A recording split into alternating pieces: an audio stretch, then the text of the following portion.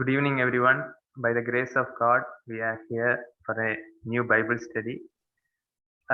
This week, we are going to continue our journey on Ephesians.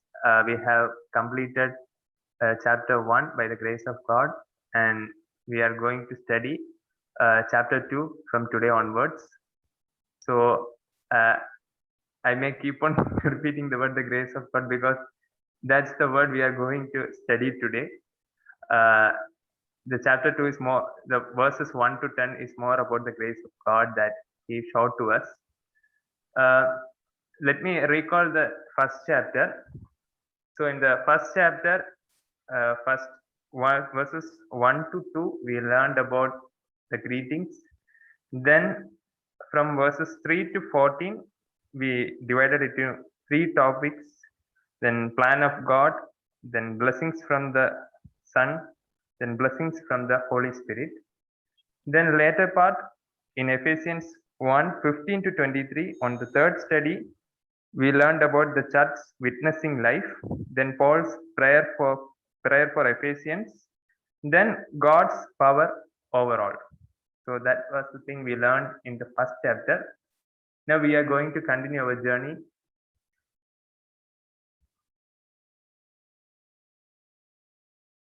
Uncle, am I audible?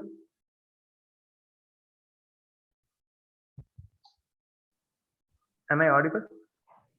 Yeah, you are audible. Okay. Now we have Nancy with us. She will lead us in opening prayer. Nancy? Yes. Our loving Father, we come unto your presence in this lovely evening, Father. We pray for each one of us who have gathered here, Father. Bless Billy Uncle who's taking the study, and bless all the people who are helping in background to make this study a successful one, Father. Father, in this session, I come unto your presence and for seeking your grace and mercy, Father. Lead us all in your word. In this study, we are going to study about Ephesians chapter 2, verse 1 to 10, Father. Help us to know more about your grace and help us not to sin in any of the aspects, Father. Help us to always be your children and help us to soak and be drenched in your word and be yours forever. We ask this prayer through Christ our Savior, unto you, O God. Amen. Thank you, Nancy, for that beautiful prayer.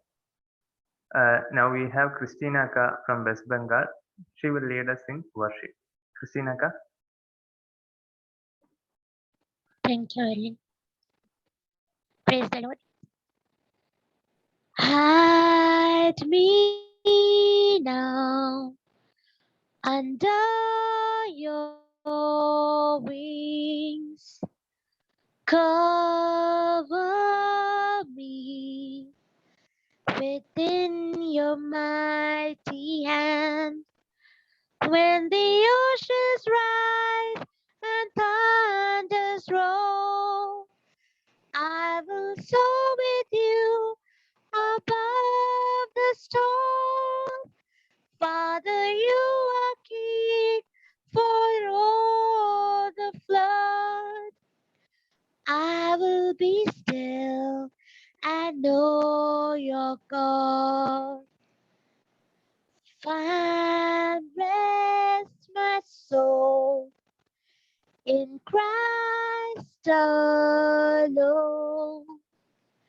Know His power in quietness and trust. When the oceans rise and thunders roll, I will soar with you above the storm. Father, you are king over the flood. I will be still and know your God. I will be still and know your God. Praise the Lord Jesus. We thank you. We praise you, Lord Jesus Christ. We thank you and we worship your holy name, Jesus. That we are gathered in the midst of us. You are present, oh Lord Jesus.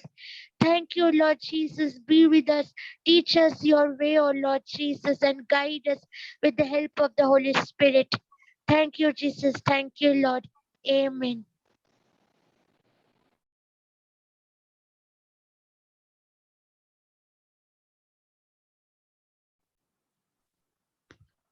Thank you, sister. Billy Uncle will take the Bible study. Can you have the screen?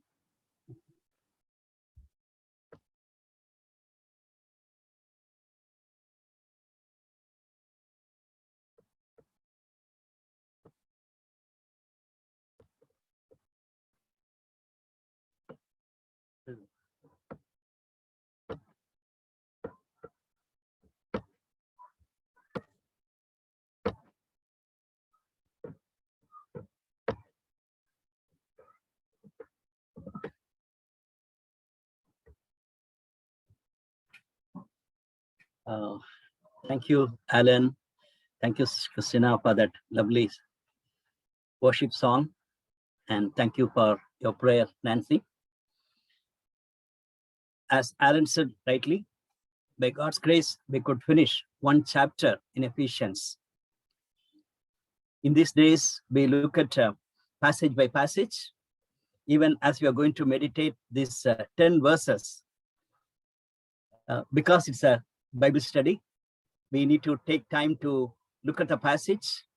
I'm sure that most of you might have read already, because Alan is trying his best to motivate you to come prepared for the Bible study.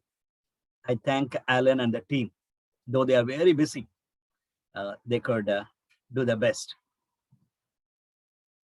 As we are going to hear God's word to be read by Brother Hemanand from Sagar University of Madhya Pradesh, I want you to carefully follow and try to divide this passage, maybe 2 or 3 or even 4. It's fine. And you won't do mistake, because as you carefully follow, you will, God will reveal things for you. So 3 or 4 or 2 paragraphs. Along with that, I want you to note down some of the very special words or phrases in this passage.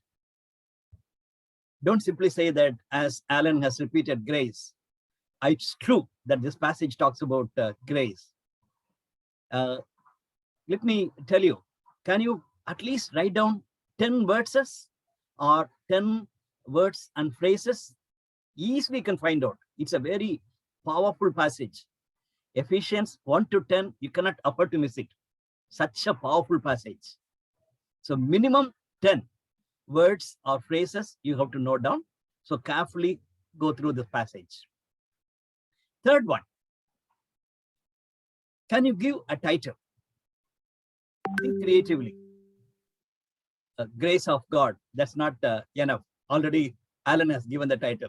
So I want you to think differently, and it's a Bible study time. So we are going to look at 10 verses. So I want you to just go through the verses as Hemanand is going to read. You can just go with the passage. Then finally, you come out with a good title for the passage. Either you can just put it in the chat box so that Alan can loudly read it. Otherwise, you can just unmute and then you can speak also. We have time. So I want to give a little time for you to speak. I'm happy that you are enjoying the Bible study, and I don't want to preach. Rather, I want to have a study with you. Let's hear God's word. Ephesians chapter 2, verse 1 to 10. And you were dead in the trespasses and sins in which you once walked, following the course of this world, following the prince of the power of the air, the spirit that is now at work in the sons of disobedience, among whom we all once lived in the passions of our flesh, carrying out the desires of the body and the mind, and were by nature children of wrath, like the rest of mankind. But God, being rich in mercy, because of the great love with which he loved us, even when we were dead in our trespasses, made us alive together with Christ. By grace you have been saved, and raised us up with him, and seated us with him in the heavenly places in Christ Jesus, so that in the coming ages he might show the immeasurable riches of his grace, kindness toward us in Christ Jesus. For by grace you have been saved through faith, and this is not your own doing, it is a gift of God, not a result of works, so that no one may boast. For we are his workmanship, created in Christ Jesus for good works, which God prepared beforehand that we should walk in them. Amen. Sincerely thank dear Hemanand for the very good reading. And right, I need to give you time. Tell me quickly the outline part of it, how you are going to divide this passage. 1-2 verses 1-2. Anybody? 1 to 3. Right. 1-3. Thank you, Alan. 1-3. It's very clear. And Alan, somebody is putting them chat. Right. You can read out also. 4-2.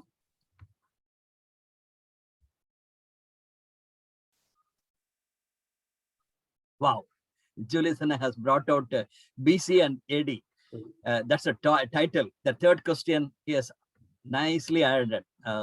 Lovely comment. Okay, don't worry. You go ahead with the first passage, how you are going to divide this passage. If others are not going to say, Alan can continue. 1-3 and 4-2. 4 to 9 or Right. 4-9. 9 or 8. 4 to 9 or 4 to 8. Okay. 4. Right. Because it's a continuation, so it can go up to 9. That's a very good possibility. 4 to 9. Because in most of the English Bibles, you can see that 8 is not closing with a full stop. Up to 9 only it's there. And then, so in that way, Alan is right. We can go up to 9. And verse 10 is separate. Any other possibility? 1-3, 4-10 could be another good possibility. Okay.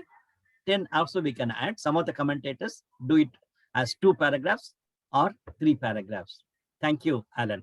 Words. Before we go into the topic, words, quickly. Words or phrases. You just unmute and then you just speak out.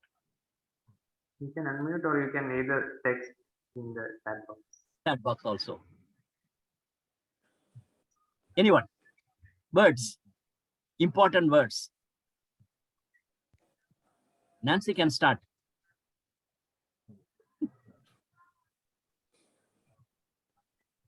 Yes, we got that. Very good. Thank you, Nancy. Dead, alive, sins, mercy, God's workmanship. Very good. 5 lovely words and 1 phrase she has mentioned. 4 words and 5. Okay, others. Thank you, Nancy. You can add. Any other phrase, any other words?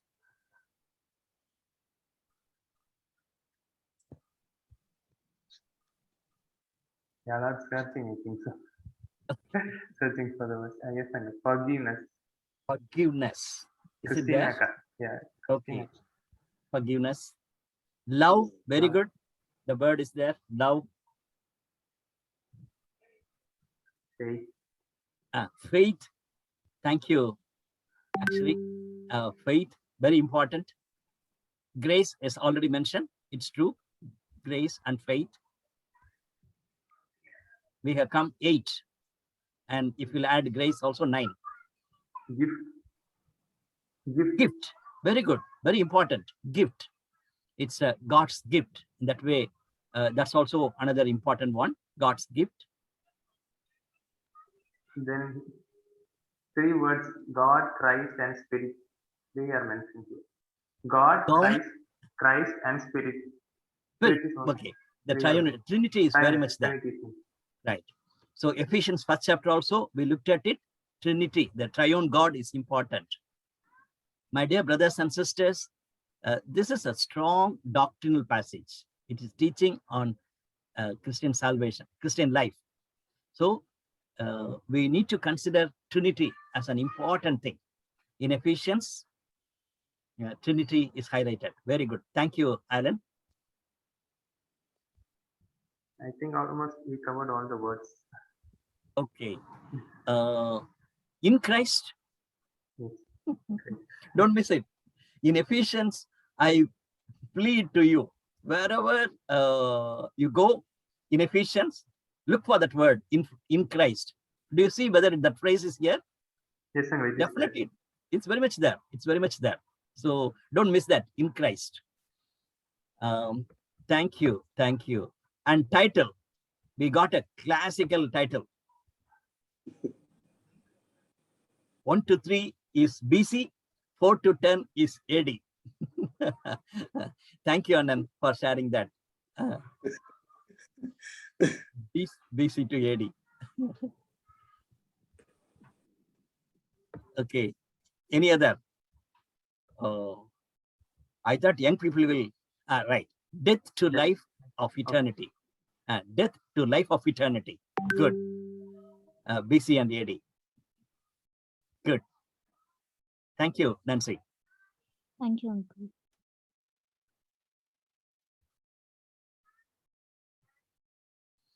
Good. This is the main thought we can see in this passage. From death, we come into the light. And before Jesus has come into our life, we were in darkness. It was like a BC. And now after Jesus has come into our life, it is a new life.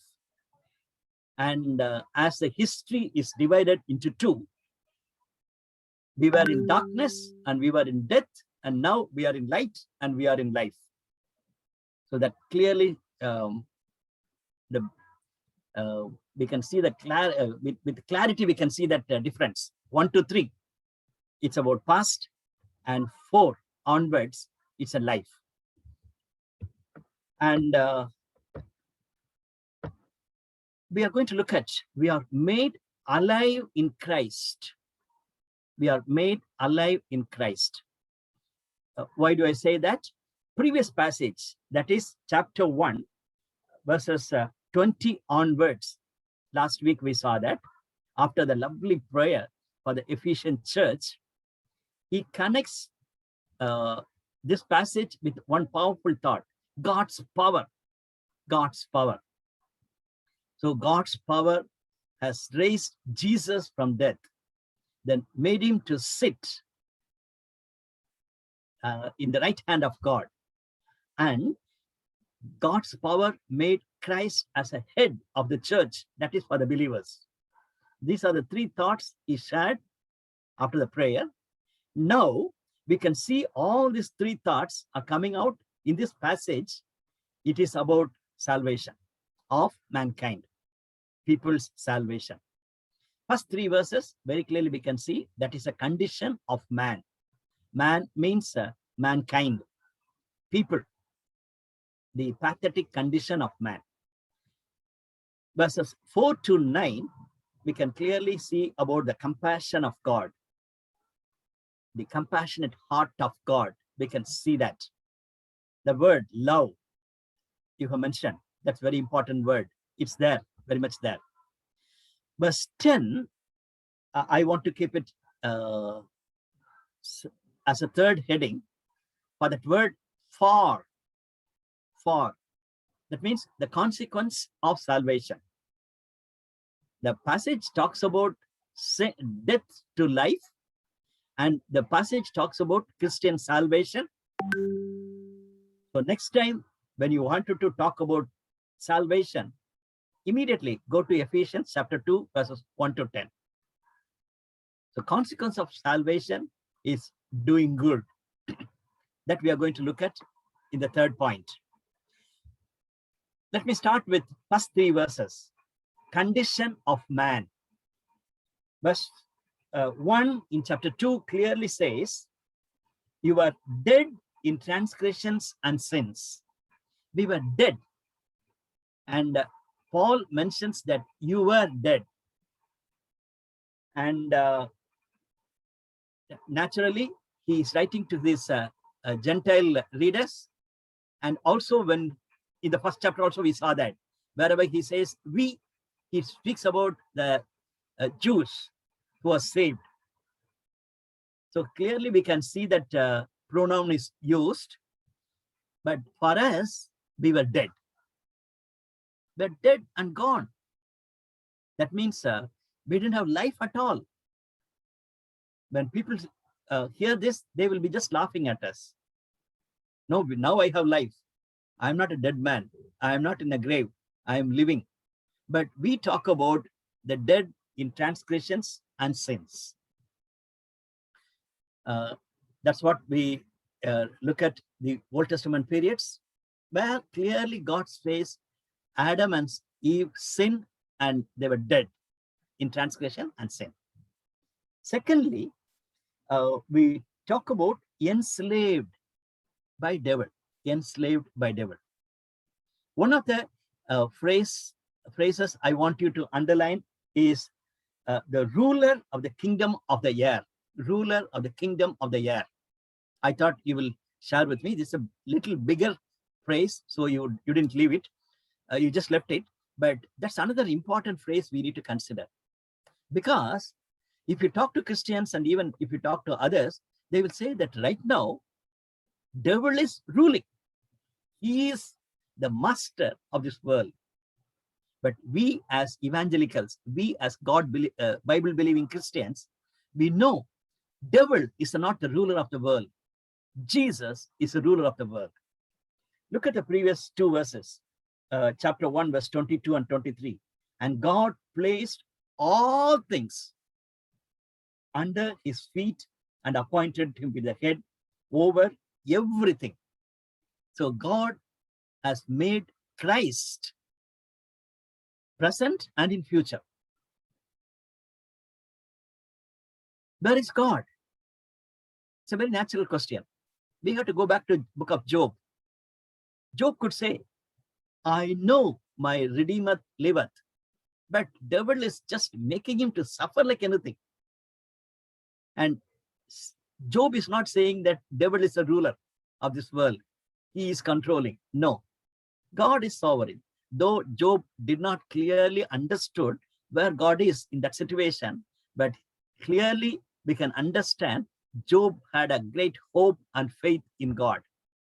That's the difference between faith and hope, right? And he knew God. He knew God. God is in control. So my dear brothers and sisters, don't say that by looking at this passage, devil is ruling. No. But as we read in the scriptures, God allowed devil to do his work. A day will come, in Revelation we studied, a day will come, he will put the devil in bondage, the pitless, the bottomless pit. That's the way we read. So in that way, we have to wait and see the end of devil. But devil will be actively involving. Because of that, we were caught up in sin and transgressions. And who are disobedient, that's what he says. Verse 3, he says very clearly, all of us who lived among them at one time, we were completely caught up because of flesh and because of our, we followed. Another important phrase I look at, following its desires and thoughts. Desires come from heart, thoughts come from my mind. So in that way, devil wanted to control my will through the feelings and through the mind. So be alert, be alert. If we have the desires of the heart, then we need to be very careful. Where is the source? And thoughts, the mind, devil is controlling. Devil try to control. But we need to be aware of it. When as Christina prayed, with the help of the Holy Spirit, as she said, with the help of the Holy Spirit, we can overcome the devil in our desires and thoughts. Keep that in mind. Keep that in mind. Like the rest, we were by nature deserving for wrath. We were condemned. We are condemned. So, my dear brothers and sisters, when you look at the three verses, we need to know we were doing sins, and we were in trouble, and we were dead in sin, and then we were enslaved with all sorts of evil desires and thoughts, and we were condemned. Verse 4 beautifully starts, but God. Some of the versions you may have that, but God. In Tamil, there's only one word, devano. Only one word, devano. But God is a very powerful phrase I look at here. As Julie said rightly, BC to AD, it's with this phrase, but God. My dear friends, if I'll allow you to share your testimony, you will tell that, but God, I was going on like this. I was enslaved. I was doomed for death. I was doomed for doomed for hell. But God. That should be the reality of any believer. Right? This evening, I was talking to a good friend who is part of our Bible study fellowship, and he was sharing. The brilliant boy. And one point of time, he felt he has to commit suicide. That's the only possibility. So he just wanted to call his parents. He was in the hostel. He wanted to call his parents and say that what he's feeling is very bad. But when he made a phone call, his grandma took that phone, so he couldn't talk anything. So he just kept it. Then he wanted to go for taking coffee in the college campus. He went to the canteen. As he was going to the canteen, God spoke to him. And the friend was telling, uncle, I cannot describe the experience. Unusual message I received in my spirit directly. It's not that I heard like Paul, but I can clearly know that I got a message. That's a testimony. But God touched him. So for some of you, it may be a clear-cut experience, because I know that some of you are from other faith, friends from other faith. So you left all your religion and all your gods and things like that. You took a decision, so you are in darkness in your light. And some of us, we may be from strong Christian background, second generation, third generation Christians. And we also should have that, but God confronted me, but God changed my life. That is a must. Then only we can confidently say BC and AD. Look at the passage. As he said in the previous passage, God has raised Christ. So God's power. And God's power was there among God's people. That was the passage. It comes between the prayer of Paul to Ephesians and this powerful message of salvation. Clearly remember, God's power is exhibited in our salvation. As we know, it is not our effort. It is only by the grace of God. And it is only by the power of God. Keep it in mind. I like that phrase, but God. It's a big passage, verses 4 to 9. Two important words are coming. One is mercy and another one is grace.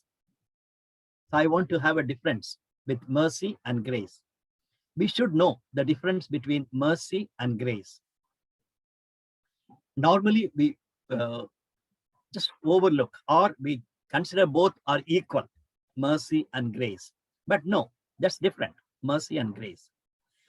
And verse 4, we see that, but because of his great love for us, God, who is rich in mercy, who is rich in mercy. Another phrase I expected from you, rich in mercy. Ephesians 1-3 talks about richness, wealth in Christ, wealth in Christ. So it is not only that I'm receiving blessings. I am blessed richly. No, I have a God who is rich in mercy. The wealth comes from a rich in mercy. So think of it. That's another important phrase. You cannot afford to miss it in this passage. A simple difference between grace and mercy is grace is for people who are undeserving. I cannot get this blessing, but God is gracious in giving. Mercy is more than that. Mercy is a merciful God. He wanted to give that. That is his character of loving me. And the merciful God gives grace to people. Follow me? So grace comes from the merciful God. And mercy and kindness. Look at this. Here we see that love, great love, kindness. Some of the versions will say kindness, great love. So mercy and love go together. God's love towards us. That made us alive. That raised Jesus above. So God's love towards us made us alive, and that's the phrase is coming, raised up with Christ. I was dead, now I'm raised up with Christ. That's the reason Paul could write in Galatians chapter 2 verse 20, I'm crucified with Christ, not I but Christ. Now I'm living, not I but Christ, because God has helped me to die with Christ and risen with Christ. It is the mercy of God. It is the love of God. After that, he brings out the word grace. You are right. Grace is an important word. But before grace, you cannot afford to miss that word mercy. Mercy. We know that parents, merciful. Your HOD, your boss, some of them are merciful. Then they help us, which we are not deserved to, but we are getting blessings. That is grace. So please remember that one difference. Let's go forward. And God raised up Christ and seated with him in the heavenly realms in Christ Jesus. Exactly like what we saw in the last verse of chapter 1. Exact. God raised him and kept him on the right hand of God. Now, to the church, he has given the same power, and to you and to me, he has done it. That's what we read here. In order that in the coming ages, he might show incomparable riches of his grace. Rich in mercy, he can show incomparable riches in his grace, expressed in his kindness to us in Christ Jesus. For it is by grace you have been saved through faith. For it is by grace you have been saved through faith. Ephesians means chapter 2 verse 8 is very, very important. You cannot afford to miss it. Tonight, I want you to memorize this verse, Ephesians chapter 2 verse 8. For it is by grace you have been saved through faith, and it is not from yourself, it is the gift of God. It is from the gift of God. Right. There I want to bring out one more dimension. It has come to me very forcefully. Commentators very clearly write that. I'm extremely grateful to my brothers and sisters who shared Dr. John Stott's commentary, God's New Society. It was shared in our group. When you have time, I want you to go through that. John Stott says, faith also is a gift from God. Even look at here, my NIV says like this, through faith, I'm saved, dash, and this is not from yourself, it is the gift of God. Normally, we think that grace is a gift of God. Remember, faith also is a gift from God. It's a very powerful thought. Why? Many people hear the message. Many people know that God's grace and love and things like that, but they don't have faith. Why? Because consciously they know to God. They know, they say no to God. But to you and me, it is another grace of God revealed to us so that we can have faith in Him. How come? I'm going back. In the beginning of the study, we saw that through the work of the Holy Spirit, through the work of the Holy Spirit. In John 16 chapter, Jesus was teaching.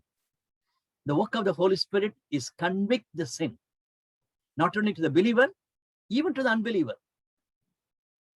If he is not going to work in my spirit, bring that conviction that I'm a sinner, I cannot get that blessing. So it's a gift from God. Otherwise, what will happen? I can proudly say, faith is in me and God's grace is there. As if faith is my good deed. No, no. In verse 9, it clearly says, not by works, so that no one can boast. I cannot boast that I have a great faith. My family members don't have faith, and my church members, many of them don't have faith, but I have faith. No, no chance. You cannot say like that. Then it becomes your good deed. Follow me? So faith is not your own good effort. It is also a gift from God so that we can open our eyes and see the greatness of God. And then we can feel the great love of God who died for us. After that, we accept Him as our personal Savior and Lord. Our life is transformed. So my dear brothers and sisters, this evening, I want to tell you, grace of God is from God. That is the sovereignty of God. The responsibility of man is to have faith, and that also is a gift from God. So we cannot boast of anything for that matter. I'm from a good background, and I was saved by a good preacher, and I was going to a very good church where I got a faith, my faith raised. No chance, no chance. It is because of God's grace, and it is a gift that we have faith to accept the gift from God. It's a beautiful thought. Then it releases me. It releases me, saying that it is not in my hand, it is in God's hand. Whenever you think of this passage, definitely you have to refer this another important passage. I'm not referring many verses, but this passage is very important. Titus chapter 3, verses 4 to 7. I'll read for you. But when the kindness and love of God, our Savior, appeared, He saved us, not because of righteous things we had done, but because of His mercy. He saved us through the washing of rebirth and the renewal by the Holy Spirit, whom He poured out on us generously through Christ Jesus, our Savior, so that, having been justified by His grace, we might become heirs, having the hope of eternal life. A beautiful passage. You need to take time to meditate that. Many words and phrases are mentioned here in a condensed way. The book of Titus is not a doctrinal book. It's a very practical book. And there he has two passages on rich in doctrines. And this is one passage. Chapter 3, verses 4 to 7. Look at that. All the words which we mentioned are here. Mercy, kindness, love, grace, and righteousness, Holy Spirit, everything. It is from God. Don't say that there is nothing in me. That is no responsibility. Faith should come from you, but it is a conscious effort which was given by the Holy Spirit in our life. That's not the end. God's grace and faith is not a one-day experience. It should continue. Even today, I need God's grace. Even today, I need faith so that I can grow in Him.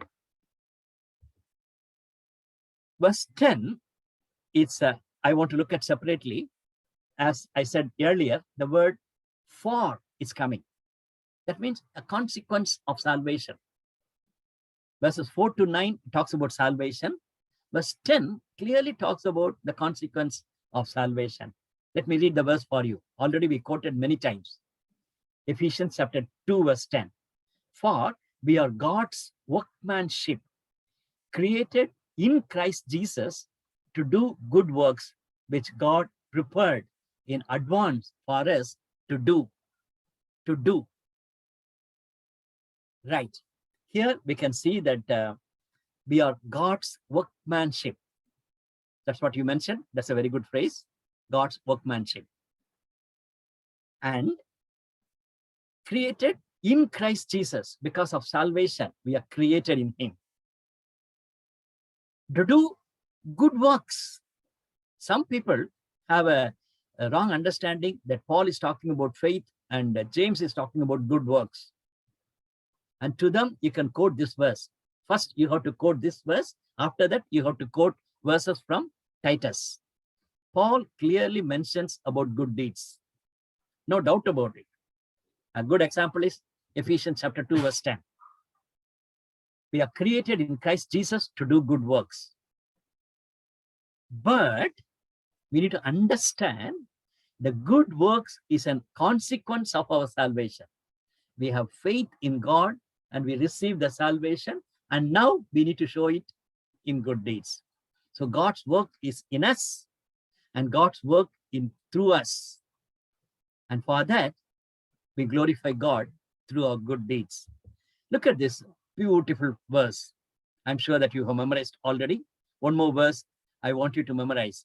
Matthew chapter 5, verse 16. With that, I'll close.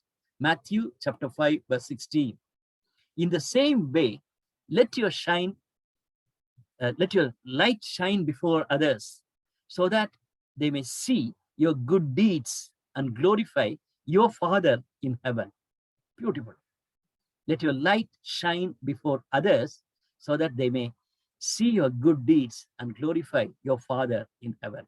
May the Lord help each one of us to live out this new life in Christ in such a way that people can see the good deeds in us and glorify God in heaven.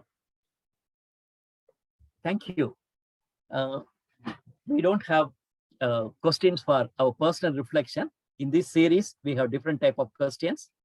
I want you to ask questions. In case if you don't have questions, I want you to consider these questions also. Maybe later also you can consider.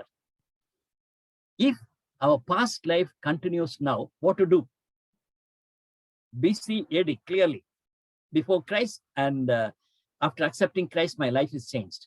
But the sin is coming. Sins are coming. What to do? That you have to ask. In this passage, clearly, Paul gives a doctrinal teaching. Second one, many Christians take the grace of God for granted. They say, grace of God like that. How to help them to know the seriousness of it? The grace of God is so great. We know that. How I can communicate to others. Third one, if our lives are not showing good deeds, what happened to our salvation? That also we need to consider. These are some of the questions for you to consider, but already you have some questions to ask or to discuss. Let's have time for you so that you can speak out. Thank you, Alan. Thank you, Uncle. Thank you for that lovely session. Now it's questions time. You can come up with your questions and give your suggestions. Your testimony or your experiences or your messages.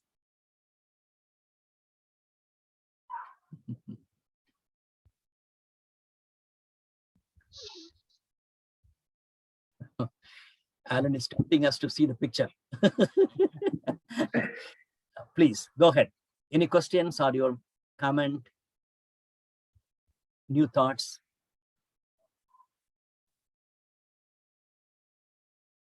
Anybody?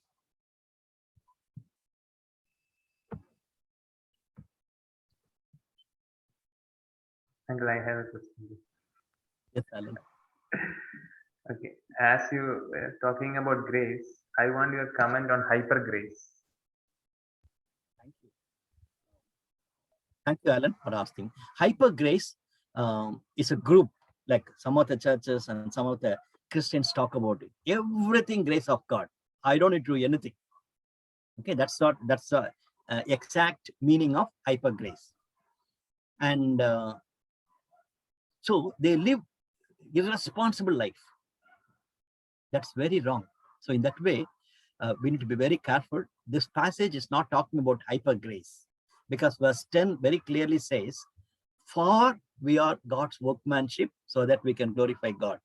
If the salvation, if the grace of God is not going to help me to glorify God, then I am not leading the life which is pleasing to the Lord. So hyper grace, it's a tremendous problem with some of the Christians, believers in these days. We are able to see it more nowadays. That's why I asked. Very true, very true. Thank you for asking. Others? There are many testimonies here, but no one is speaking out. Especially the verse 4, but God. You said that phrase. So many will be quoting that verse. They are all silent today.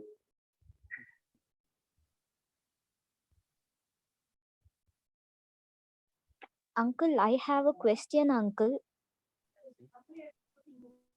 After that, Julie's uncle will speak. Yes, Nancy. No. I Yes, thought, Nancy. okay, you can display the question. The question, Okay. 3 questions, Yeah, no? 3 questions. Yeah. Okay, That okay. you display, Uh-huh. and above that, if somebody want to ask, let them ask. But let that be focused, no problem. Oh. Because that's very important. What now Billy is explaining. Super grace whatsoever. We don't need to do anything. He'll take care, and that can, various other theories also it will take. Once saved forever. All that things will come into that. No, what is that 2 theories? Billy, what are the 2 theories?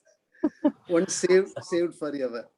That's true. Calvinist and Calvinism and another one is what is that? Anyway, that's a major concern we have in these days. Many discussions are going. Correct. So these are all will come. So let people ask, but the question you display why? Yes, no. You I have to go back. No. It is now with Alan. I have to go back. Yes, Nancy, you can ask. Meanwhile, we'll try to have the picture. Yeah. Uncle, my question, not a question, like a doubt only. Yes. Am I audible, Uncle? Yes, Nancy, yes, you can continue. The thing is, now the same message, now when we share it with other non-believers or our Christians itself, they are not, they accept it, but certain people, they are feeling it, they are finding it hard to accept. Like, this is grace, you have to not sin. Only by your faith, you're getting, by his mercy, and through your faith you get his grace. If we say this, they are not ready to accept it. But whereas when the same message is conveyed through a well known or a well portrayed a preacher or pastor, they tend to accept it because they have that fame, and they convey that message to them in a worldly manner. So how to near the people who have that sort of mindset, Uncle? How to near them to convey the right message to them? Thank you, Nancy. Thank you. Of course, Julison also can answer, others also can answer. But I understand Nancy's question is but I want to slightly change your point, Nancy. It is not that big preachers, if they preach, they accept, not like that.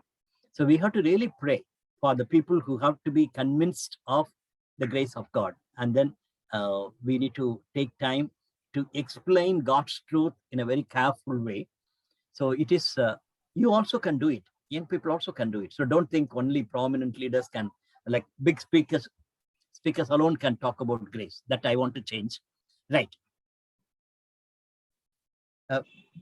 We need to pray for them, and we need to help them to understand that the truth of God, not just their own personal life. You are sinner now and you have to accept Christ. It's not like that. It's a very subjective way of sharing the gospel. In an objective way of God has a plan, and God has created, and God has kept you. And as God's plan is have to be fulfilled, you have a responsibility to consider God. And there we can talk about mercy, love, and God, grace. Let me give time for Julius Anand to answer. Then I'll come back. Yes, Anand. Yeah. What is the need is the prophetic message. Now, prophetic message, you read God's word and you hear from God, and you apply to the situation, because many find it difficult interpretation. Some of them, what they do, they hear your words and they cling on as a promise. But God's word without interpretation, clinging on sometimes, okay, no worry. But every time, there are people who don't even read the Bible. They have the calendar with Bible verse, one verse. That is the promise verse. They cling on to that. They memorize also things and all. But somehow I find it difficult unless we read the verse with the context, understand, interpret, apply in my situation. Okay, because they're all written in a different culture, in different situation. Unless, that becomes a prophetic message. So we have to go in that line, as I understand. Billy can go further. No. Very much true, Nick. Very much true. So that's what I'm saying. Look at, don't look at subjectively. Like that verse is very happy and then it's a give promise, something like that. And then people wanted to confront it. And then if it is a problem, then we want to quote Joseph's life or somebody's life and then say that you are like that. Now you have to think. So that is a very subjective way of teaching. And Julius also saying the same thing. We have to look at God's word together and in a bigger picture. And right from Genesis first chapter to Revelation 22, we need to keep that in mind. God is active. And even now, take that words and then apply it in your own context and to the relevance of the hearer, the one who is going to hear you also. And Nancy, I don't know whether we answered your question. So we need God's grace to explain God's word, and then we need to prayerfully share the gospel. And listeners also have to be very careful, because when you are serious, when you are sitting, and God definitely speaks. I have seen in my life, if he doesn't speak, he is not God at all. So that means if you say God has not spoken to me, it's not that he has not spoken. We have not recognized God's voice. It is just like, the first day Samuel, God was calling, and it is written there, he has not learned to recognize God's voice till then. So, but once he learned to recognize God's voice, he became the greatest prophet, So we must, always two things have to go together. Once we talk about grace, yes, definitely God wants to extend that. But we also have to work out our salvation. It is not by working out you are saved. No, by grace, by faith, but you have to exercise your faith. You have to endure till the end. You know, that part it goes. You cannot, okay, I am saved, so I can do anything. Not like that at all. God forgives any number of times, no doubt about that. But you have to go with a repentance and take a dip in the blood of Christ every time. He will definitely forgive us, no problem. But that is how we have to be going, like that and all. So so two ways. Similarly, here also God's word comes, God speaks. But do we listen? Do we recognize? Because so many voices will be coming. You know, do we recognize God? He need not speak through a big prophet, big preacher. Okay, you know, he can talk through a donkey. You understand? A donkey could talk. You remember? A crow could talk. You know, these are all very important. God can speak through any means. I have heard God's voice through the animals. Definitely. You know, he brings that exactly at that time. Okay, this is what I have to be doing. Then I go to the God's word, run to God's word. And, you know, that is the, final, clarity it has to give. Because anything we hear against the principles of the scripture, it is not from God. Everything, whatever it is, okay, it has to be. Okay, I think I have spoken too much. Oh, no. That's right. Just to add one more thought with to Nancy, don't expect that if you'll preach, immediately things will happen. Definitely, that will happen, but that same person may be considering 1 week later or 1 month later, even 1 year later. But Right. when they accept Christ, what you have shown now, that will have an impact. But Yeah. normally we think that I spoke very clearly and then with power I spoke, but nothing has happened. Don't worry about it. You are breaking that stone, and one day that stone will really be broken, but maybe through some other person. So allow that to happen. Thank you, Julius, and thank you, Billinger, for giving your ideas and sharing your opinions. And now we have Deepika with us from Andhra. She will do the closing prayer. Deepika? Praise the Lord, brother. Am I audible? Yes, yes. Yes. Let us pray.